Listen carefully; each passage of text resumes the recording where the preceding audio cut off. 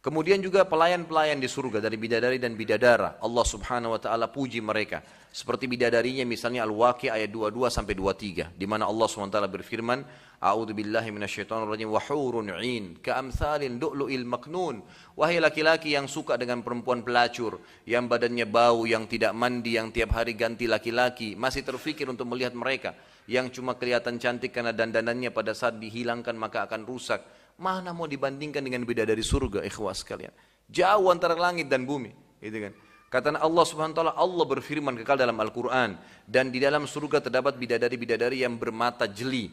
Kemudian dikatakan juga dalam surah An-Naba ayat 31 sampai 33, Inna lil muttaqina mafaza hadaiqa wa a'naba wa qawa'iba atraba.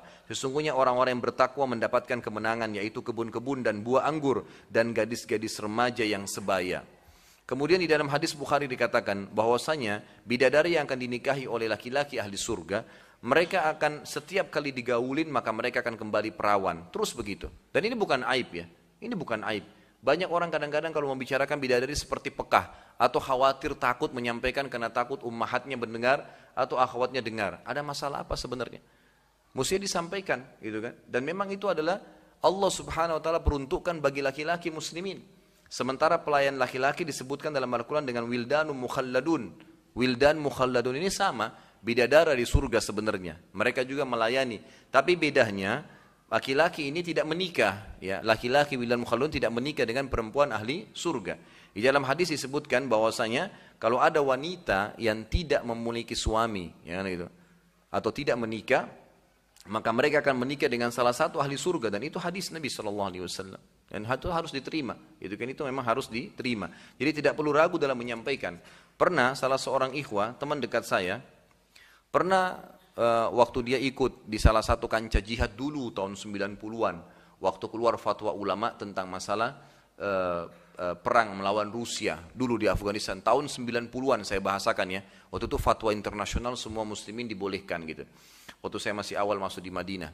Maka teman saya cerita yang kebetulan ke sana, ya, beliau adiknya Dr. Sulaiman Rahaili, teman dekat saya Dr. Muhammad sekarang ngajar di kampus Madinah. Dia cerita gitu. Dia bilang selama kita di kancah jihad bacanya selalu buku Hadil Arwah, bukunya Ibnu Qayyim rahimahullah. Diterjemahkan bahasa Indonesia sekarang Tamasya ke Surga. Orang kalau mau baca tentang surga lengkap betul buku beliau, cuma sangat tebal, jadi saya tidak bacakan itu. Bukunya sangat tebal dan selalu berbicara tentang bidadari, tentang pohon-pohonan, tentang permadani. Ada salah seorang ikhwah dia bilang mengingatkan, antum jangan jihad karena membaca tentang masalah bidadari, tentang masalah permadani, tentang masalah surga. Jihad ya jihad saja untuk Allah, gitu kan? Terus dijawab oleh ikhwah-ikhwah semuanya, kalau kita tidak mengikuti janji Allah, bagaimana kita bisa termotivasi untuk mau ibadah? Kita mengejar surga karena Allah janjikan itu, dan itu ibadah. Tidak ada aibnya membaca surga dan mengejar itu. Tidak ada sesuatu yang salah di situ, kan gitu. Jadi kita harus fair dalam menyampaikan, memang seperti itulah keadaannya. Allah SWT memuji para pelayan-pelayan di surga ini dalam Al-Waqiah ayat 35 sampai 37. A'udzubillahi minasyaitonirrajim. Inna ansha'nahunna insya'a faj'alnahunna abkara urban atraba. Sesungguhnya kami menciptakan mereka bidadari dengan langsung, dan kami jadikan mereka gadis-gadis perawan penuh cinta, lagi sebaya semua umurnya, dan mereka sudah ada sekarang, ya, mereka sudah diciptakan oleh Allah Subhanahu wa taala. Bahkan ulama tafsir sepakat, di antaranya Ibnu Abbas radhiyallahu anhu, sahabat Nabi yang mulia, pada saat menafsirkan firman Allah Subhanahu wa taala, A'udzu billahi minasyaitonir rajim, wa nufikha fis suri fasa'ika man fis samawati wal ardi illa man syaa Allah wa kullun atauhu dahirin, yang artinya adalah pada saat ditiup sangkakala yang pertama maka semuanya yang di langit dan di bumi akan musnah tiba-tiba kecuali yang Allah inginkan. Kata Ibnu Abbas, yang dimaksud yang Allah inginkan adalah bidadari di surga dan bidadarahnya, kemudian malaikat Jibril, Mikail dan Israfil peniup sangkakalanya, kemudian 8 pemikul arsy-Nya Allah. Ini Allah inginkan, tidak hancur, tapi semua manusia jin akan binasa sesuai dengan ayat ini. Bidadari di surga memang akan disiapkan bagi kaum laki-laki, dan ini bukan berarti aib, bukan sesuatu yang salah. Bagi ummahat juga yang belum memahami masalahnya perlu membaca, gitu kan? Kenapa Allah siapkan? Itu hikmah Allah Subhanahu wa taala. Sebagaimana Allah menyiapkan mata untuk melihat, telinga untuk mendengar, kemaluan juga untuk difungsikan, maka Allah Subhanahu wa taala menyiapkan fasilitas seperti ini. Dan ini bukan aib sama sekali untuk dibicarakan, karena Allah yang menjanjikan.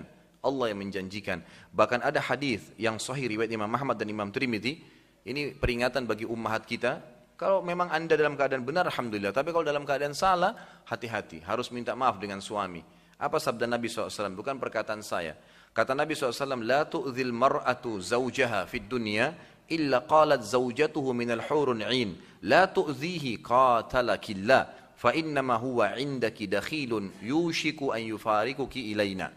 Jika seorang istri menyakiti suaminya tanpa sebab, tidak ada udzur syar'i. Nanti yang kita titik beratkan dalam masalah rumah tangga, melainkan istrinya dari bidadari. Artinya sekarang semua orang mukmin di surga memang di dunia sudah punya istri dari bidadari, asal dia pertahankan. Dan ini janji Allah Subhanahu wa taala. Ini bukan aib, bukan sesuatu yang salah. Jadi jangan sampai kalau hati kita berat menerima ini berarti perlu dipertanyakan masalah keimanan. Kata Nabi SAW, tidaklah seorang istri menyakiti suami di dunia, melainkan istri dari bidadari mengatakan jangan menyakitinya. Semoga Allah menjauhkan dia darimu. Kalau bahasa langsungnya sebenarnya semoga Allah membinasakanmu, gitu kan? Sesungguhnya ia hanyalah seorang tamu di sisimu yang sebentar lagi berpisah dan akan menuju kepada kami. Artinya memang penghuni surga akan didatangi, gitu kan? Kita lihat sahabat Nabi yang mulia, sahabat Nabi yang mulia, Handalah radhiyallahu anhu yang terkenal. Beliau pada saat terbunuh di perang Uhud, Nabi SAW melihat ke arah jenazahnya lalu mengalihkan pandangan matanya. Lalu para sahabat mengatakannya, Rasulullah, kenapa anda alihkan pandangan mata anda? Kata Nabi SAW, Allah memperlihatkan kepada saya istrinya dari bidadari sedang menjemput ruhnya. Hadis sahih, riwayat Bukhari tentang masalah itu. Artinya ini termasuk hal-hal yang dijanjikan di surga itu, dan ini bukan sesuatu yang perlu disembunyikan gitu.